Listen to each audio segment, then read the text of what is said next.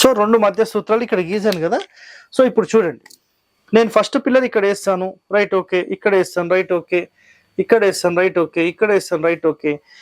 ఇప్పుడు ఇందులో centre లైన్స్ని disturb చేయొద్దంటే pillar ఇక్కడ కానీ ఇక్కడ కానీ వేయాలి, ఇక్కడ కానీ ఇక్కడ కానీ. ఇప్పటికి ఎన్ని అయినాయి?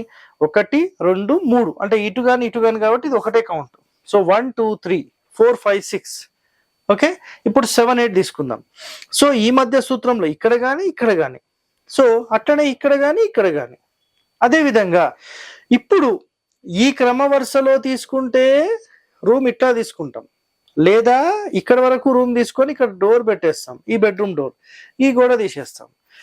సో లేదా ఇక్కడ వరకు తీసుకుంటాం, లేదా ఇక్కడ వరకే తీసుకుంటాం. అప్పుడు రూమ్ ఇలా డివైడ్ చేసి ఈ సెంటర్ డోర్ ఆపోజిట్ ఇక్కడ డోర్ పెడతాం.